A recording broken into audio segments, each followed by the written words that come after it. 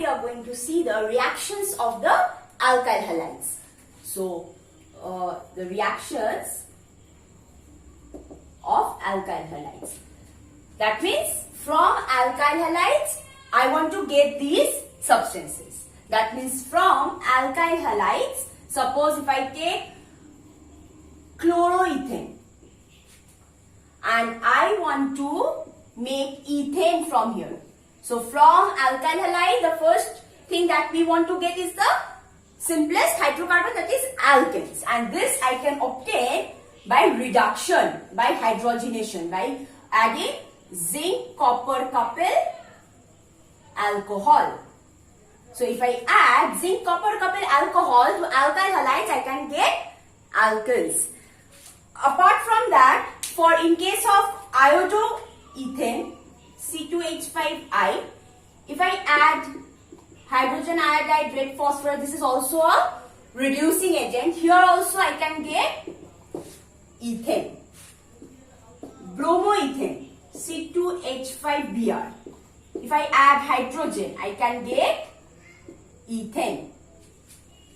Okay? C2H6.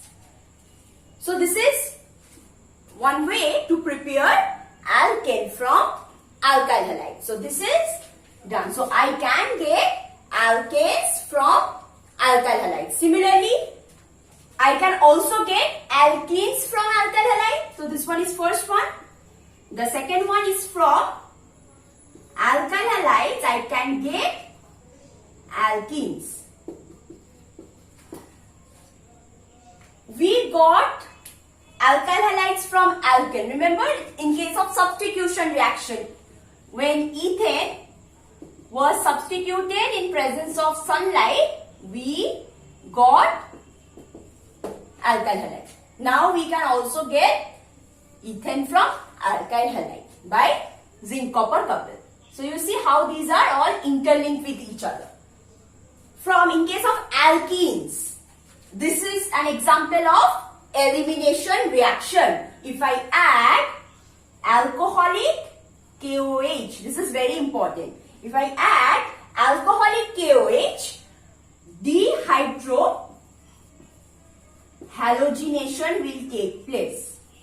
That means hydrogen and bromine, these two will come out. Actually, anti-elimination takes place, and this is beta elimination. Remember, this is beta elimination. We get alkene.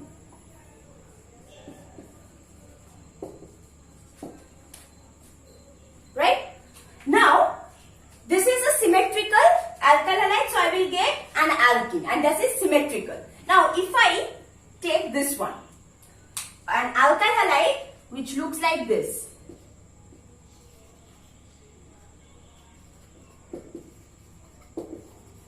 This one. This was a primary alkyl halide. So it was easier if I add alcoholic KOH, I will get an alkane. The beta hydrogen will be eliminated. In case of this one, this is a secondary alkyl halide. There are two beta hydrogen. This one as well as this one. So two beta hydrogens are there. So there is a question which beta hydrogen will be eliminated, and that is determined by a rule which is called Sadzev rule. So let's see how which beta hydrogen will be eliminated and why. Which one will be the major alkene. So the alkyl halide is this one. So from this I can get two products.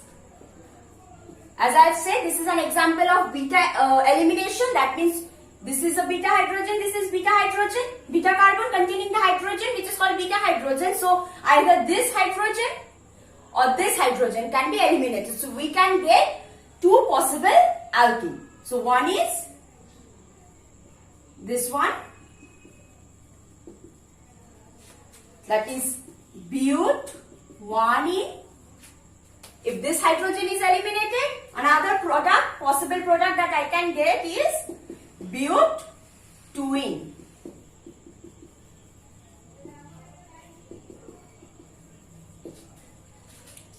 So we have to now determine which one is the major product. So if I see the stability of these two alkenes, we will see this alkene is more stable. Why? Because it has more hyperconjugating structure. You see, this carbon has 3 hydrogen, this has 3 hydrogen, and these hydrogen can take part in hyperconjugation. How?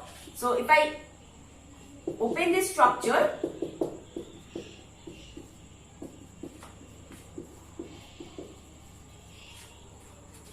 so if this bond between this CH comes here, this goes here, so we will get one structure like this, double bond CH, CH negative, CH3. This is one structure.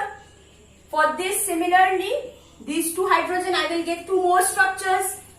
Similarly, for these 3 hydrogen, I will get 3 more structures. So there are 6 hyperconjugating structures. So we can get 6 hyperconjugating structures. Clear? In case of but 1A, you can see beside this double bond, I have to take this hydrogen, the alpha hydrogen.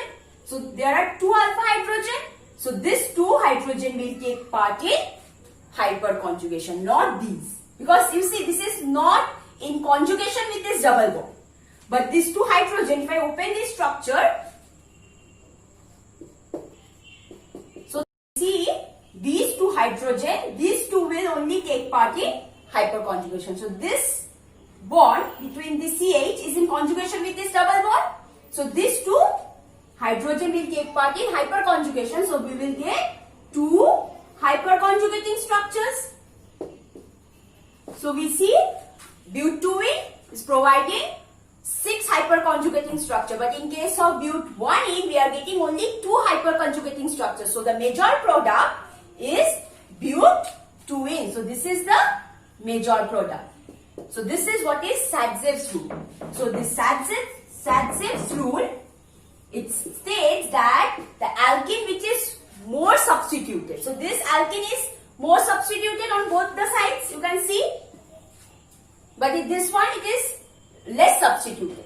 So more substituted alkene will be the major product. Okay. So this is how I can get an alkene from alkyl halide. So this is the method by which I can get an alkene by dehydrohalogenation, by beta elimination of alkyl halide using alcoholic KOH. Now, we also got alkyl halides from alkene by addition of halogen acid to the unsaturated alkene. Now, for alkynes, this is another way to step up a reaction. So, let's see how we can get an alkene from alkyl halides. So, alkynes. So, from alkyl halides to alkynes. Now, this we did in alkyne video as well, where suppose if I am taking ethyne. So, this hydrogen being acidic in nature, we can remove this hydrogen by adding a strong base, which is sodamine. So, this NH2 that is present, the amide group, the NH2 that is present, this NH2 minus will extract this acidic hydrogen present in ethyne. So, this will give rise to this. Okay. Now, if I add an alkyl halide here, suppose CH3Br, methyl bromide. So, if I add methyl bromide to this, NaBr will be eliminated and we will get an alkene which is of higher order. Just step up reaction. So, we will from ethyne, we can get propyne with the help of an alkyl halide. So, this is how we can get an alkyne from alkyl halides. Next is alcohol. Now, alcohol from alkyl halides. So, suppose if I take ethyl chloride and I want to get ethanol, keeping the same number of carbon atom. Okay? It's simple. So if I add aqueous KOH, it is simple substitution reaction. This chloride will be substituted by OH group. Same for any alkyl halide.